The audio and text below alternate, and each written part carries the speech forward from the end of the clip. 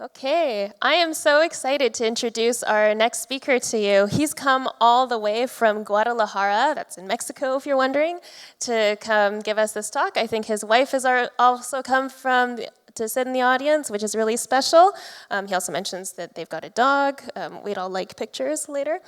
Um, He's a book hoarder, a heavy coffee drinker, like many of us, I'm sure, and a Wikipediaholic, which is very, I love that word. He's part of the technical writing team at Wiseline and a first-time speaker at Write the Docs. I am so excited to introduce Mario Morales, the guy with the coolest glasses. Thanks so much. Take it away. Thank you. Thank you everyone for being here today. And today I'll be talking about applying engineering principles to technical writing. And I wanted to give this talk because, as Eric mentioned earlier, technical writers come from many different backgrounds, and there are many people who might be thinking, do I need a technical degree an engineering degree to go into technical writing?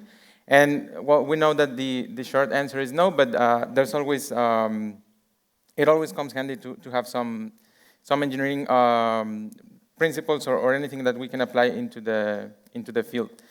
So for this, I'll talk about, is this thing working? Yeah. We will go through three main topics. We will talk about the engineering black box, the heart of engineering, and then we will discuss the engineering design process.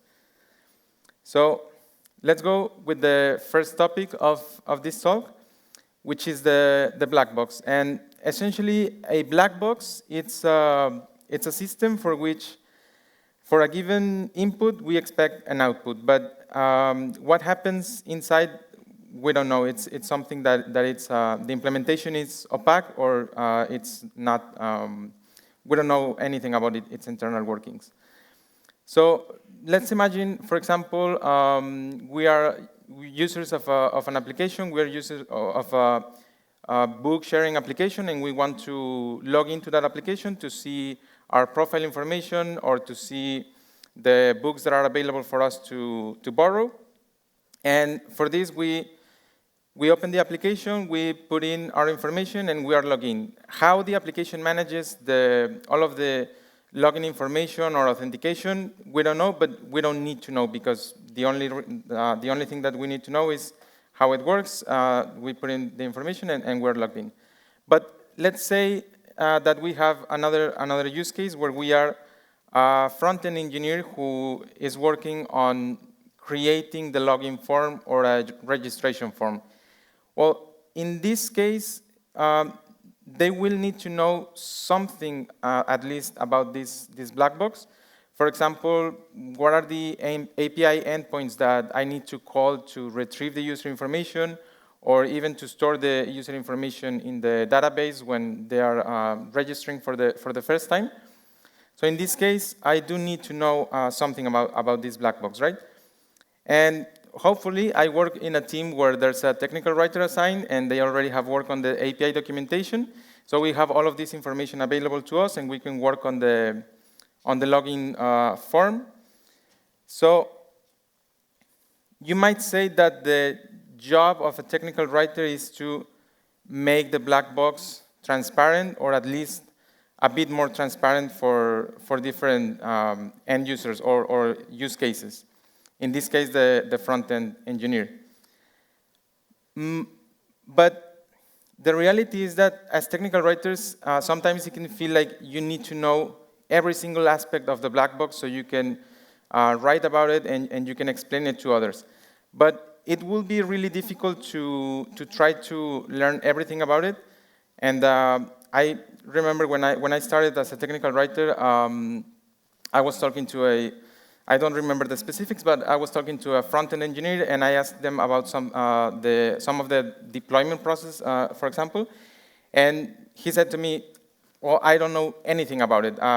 For that, you will have to ask someone from the SRE team or some other engineer, right? And that was like a really eye-opener for me, because I used to think of engineers like they know everything about of the black box. But that was not the truth. In this case, I will have to go through other engineers to ask them about it. So we need to understand that there will be many different black boxes because actually there's, oh, sorry, before that. How do we do that as technical writers? Well, as I was saying, we interview SMEs. We might want to take some courses on the technology that we're using, or maybe using the technology to be able to write about it, right? And now we go to the next one. The reality is that there's not one single black box. There are many different black boxes when we're working with multidisciplinary teams. We have the front-end team, we have the back-end team, we have QA, UX, SRE. So there are many different aspects of a team, and they are all working on different stuff. And we need to understand each one of those black boxes, because even the output of some of these black boxes becomes the input from other black boxes. And the added difficulty here is that this is not a linear process. When teams are working on engineering projects, what happens is that they are all working at the same time on different stuff. So it's not like we can wait for the front-end team to finish their work so we can start documenting it, and then we move on to the next topic and we start working on it. So how do we make sure to have all of the documentation required at any single point in time so that it is available for the other teams so they can consult that information and work on their own tasks? Well, for this, I will say that one of the most important things we can do is to first identify those needs, identify what are the things that all of these teams require to be able to work on their tasks. And then we start creating the backbones of the different documentation that we need, that we know that they will need. And after you have that, I would suggest to try and see if you can just foster a collaboration culture where everyone in the team feels that they can go and contribute to the documentation. If we can manage that, you will have all of the information at any point in the development process, and you will make sure that there's something useful for them to work. Now, you will still be the main owner of the documentation, but you know that you have everyone contributing, and you will ensure that everyone is collaborating to the development of the whole project. And this is really important, and this takes me to the next topic, which is the heart of engineering. And one might think that the heart of engineering is all of this calculation and math and all of that, all related to that, but that's not the truth. The truth is that engineering, it's all about problem solving. And how do you work on problem solving? Well, you collaborate, you collaborate with your team. Everyone is trying to achieve the same goal, so you're all collaborating to solve that problem, right? Now, how can technical writing help in the technical and in the problem-solving process? Well, we need, as we said, collaboration. We also need great management, and we need to ensure that there's good communication between all of the different disciplines, between all of the different teams that are working together. And how can we help in all of these processes? Well, for that, we can take a look at the engineering design process and the different stages that comprise the engineering design process. And there are many different versions of the design process, but essentially they all cover some of these different stages. We first need to define our problem, define what it is that we want to achieve with the product that we are developing. We delimit the problem so that we can focus on the specifics. Then we generate multiple solutions. We build and test the prototype for that solution. Then we modify to optimize, and then we communicate the results. And we can go even further and summarize the process into 3 main steps, which are knowing your problem, knowing your options, and then develop the solution. So let's go to the first one. We want to know our problem and so that we can start working on it. Now, before we go into that, it's really important to know that you're working on the correct problem. Because, well, a brilliant solution to the wrong problem can be even worse than no solution at all. So you have to make sure that you're working on the right problem, right? If not, well, all of the work will be not useful. So how do we know that we're working on the correct problem? Well, designers have come up with this model, which is known as the double diamond design model.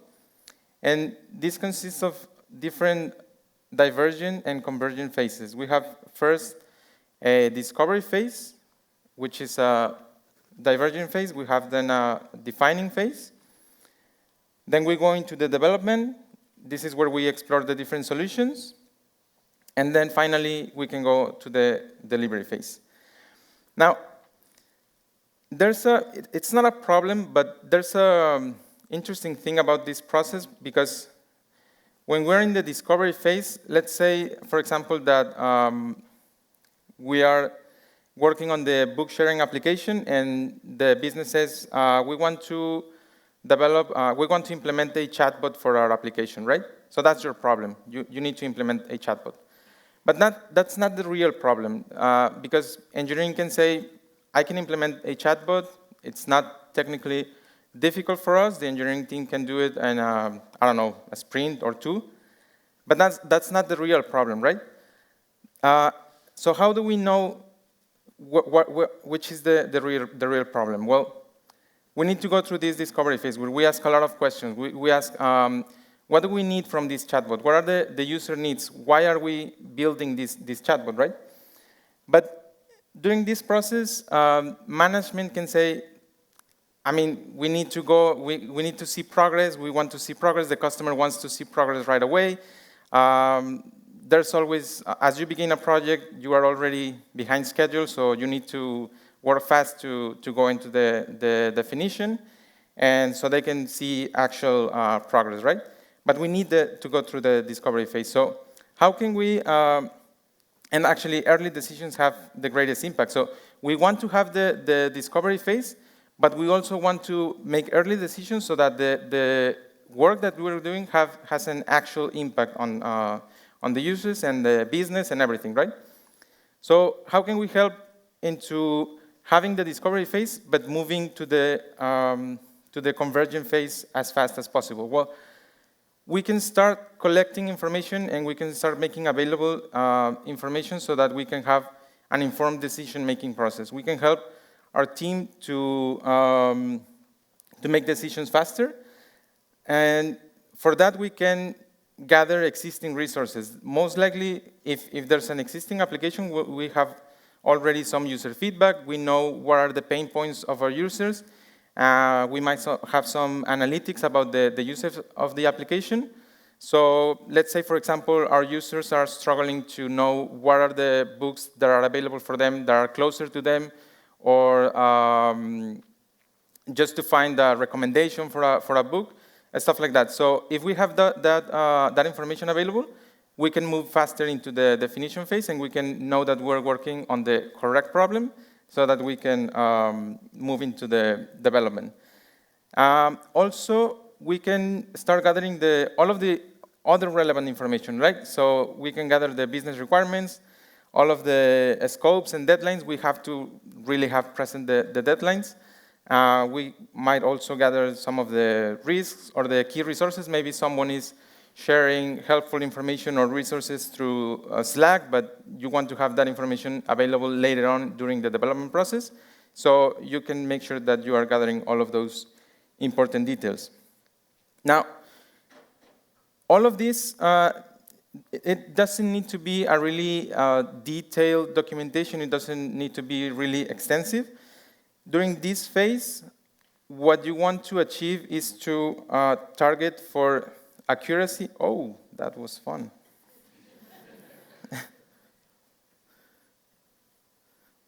Sorry about that. We are here. So during this phase, you want to target accuracy rather than precision. So as long as you make sure that the information that you have available is accurate enough and it's good enough to move into the later stages of the process, that's okay, right? And you don't need to create this very detailed documentation at this point. It's not useful at this point, and it might slow down the process, and you want to move as fast as possible during this stage.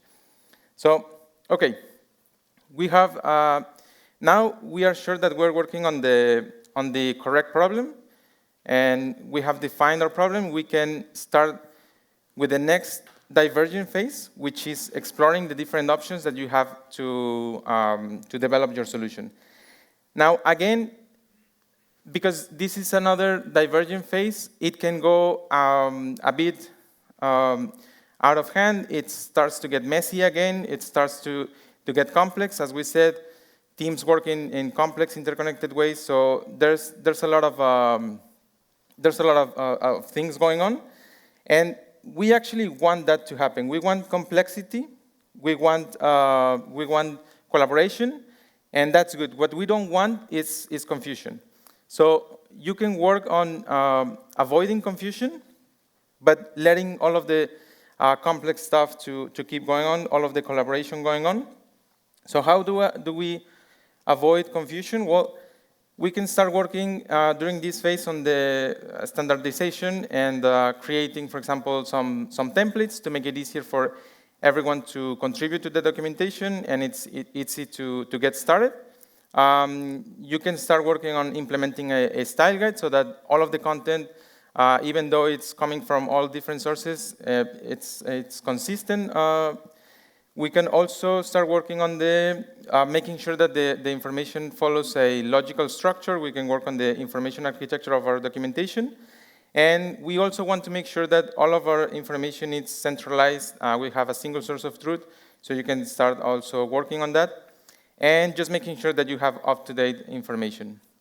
So with this, you are helping the team to move again into the convergent phase of the design process. They are exploring the different options. There's a lot of things going on, but you avoid this confusion. So we can now move on to developing the solution. Now, during this phase is when you might start with all of the reviewing process, right? So you want to make sure that you go through all of the reviews. You want to do a self-review of your documentation. You want to have the peer reviews. You want to have SME reviews.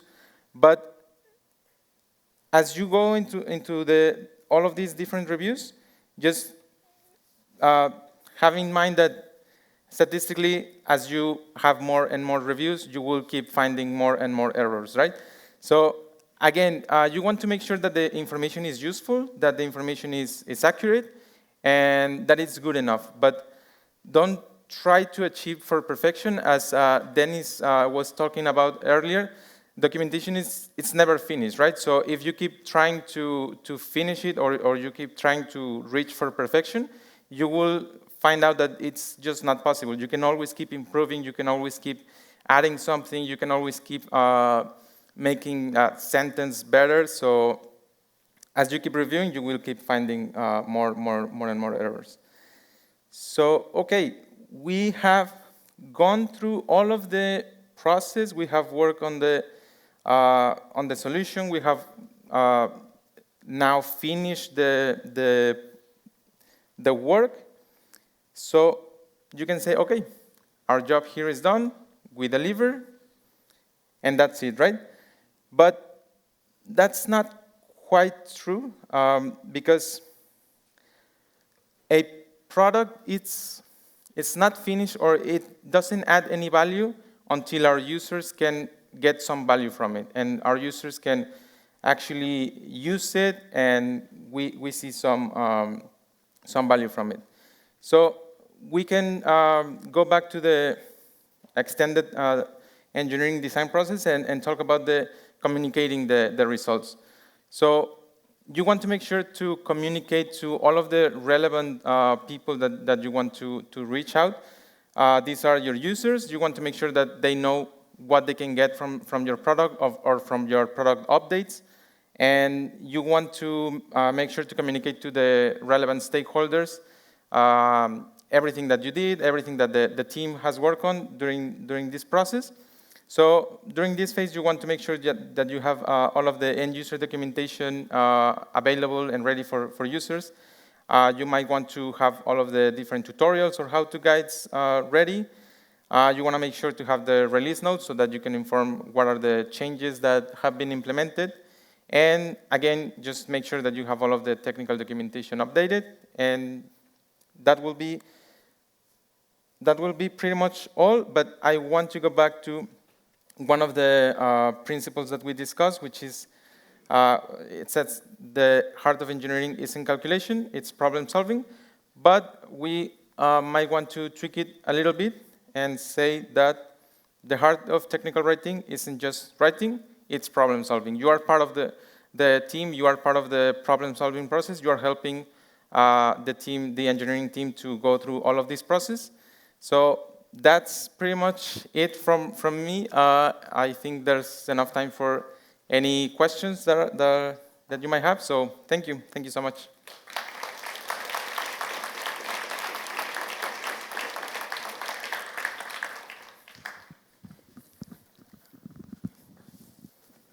Thanks so much, Mario. Have a seat. Thank you.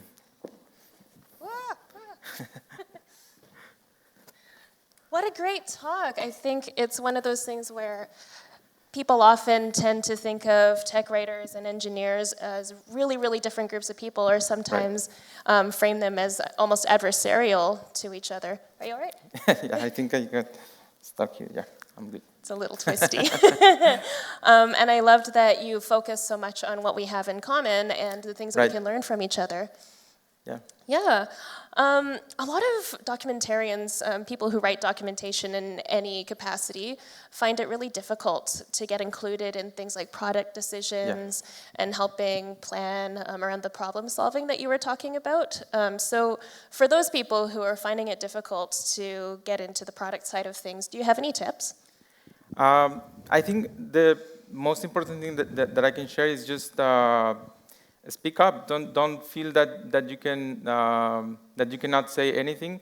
Sometimes we might feel like oh, somebody must have thought about this already. Maybe this is not something that might be useful.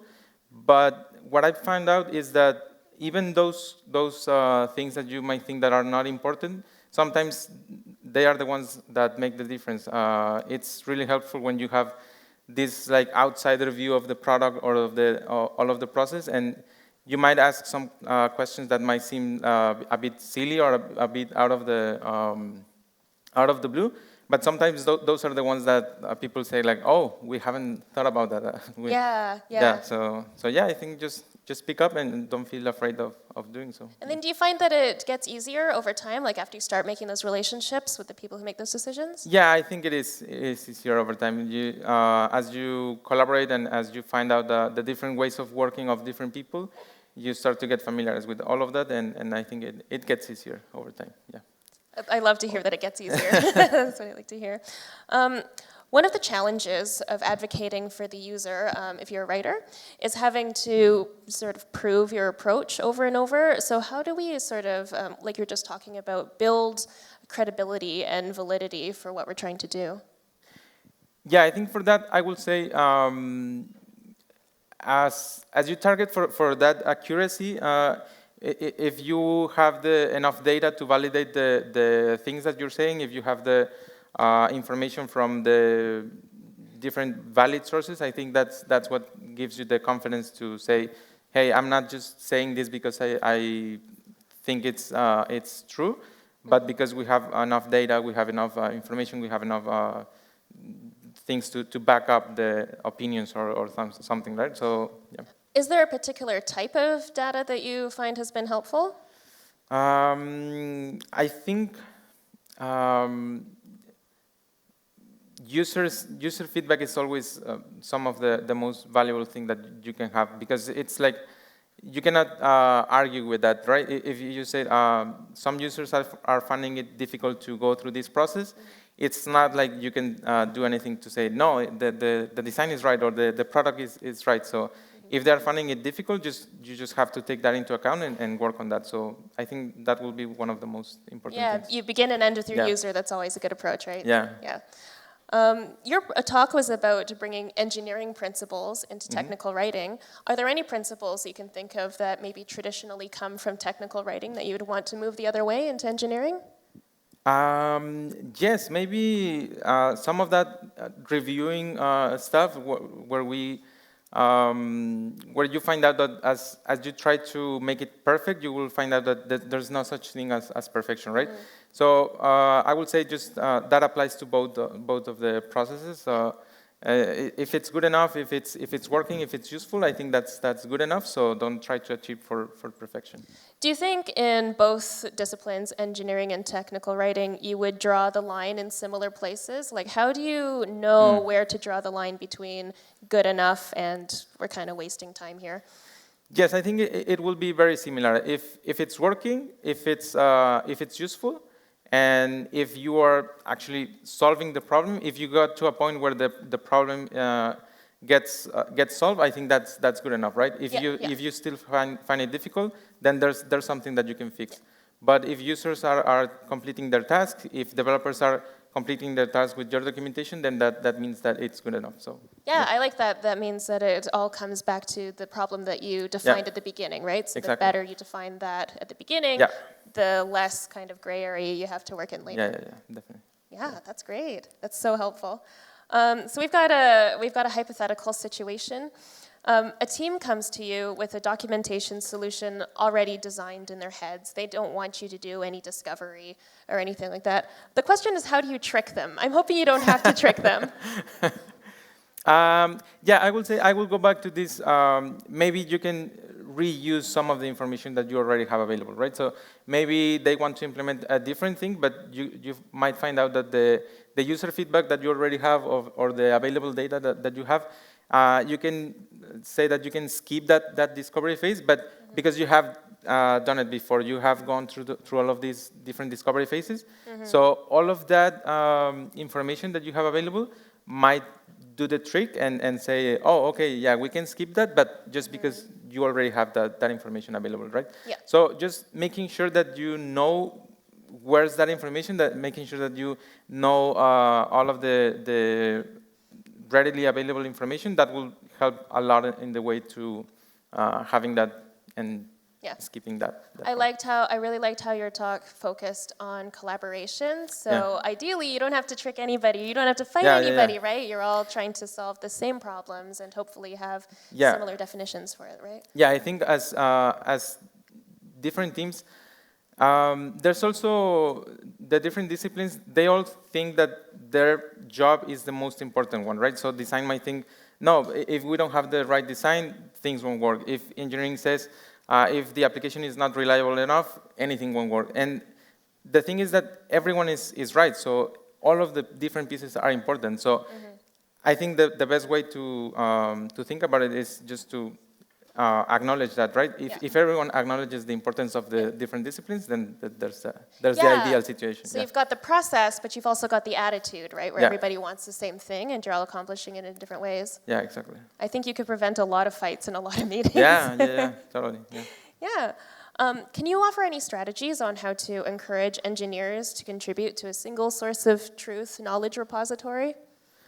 Yeah, I think there's always, what I found out is that people collaborate in different ways. So if you can find out those different ways of working, some people might like to actually go into Confluence or the tool and do the thing themselves and contribute to the actual documentation.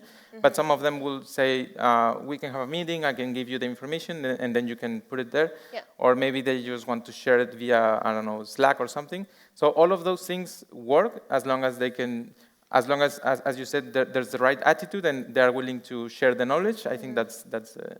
I like that you brought up some flexibility with the processing and the tooling, because I think that it lowers a lot of friction if you can meet people where they are with their preferred tools, right? Yeah, exactly. Yeah, great. We've got a bit of a follow-up, a sort of similar question. on how to collaborate with engineering and dev teams with release notes.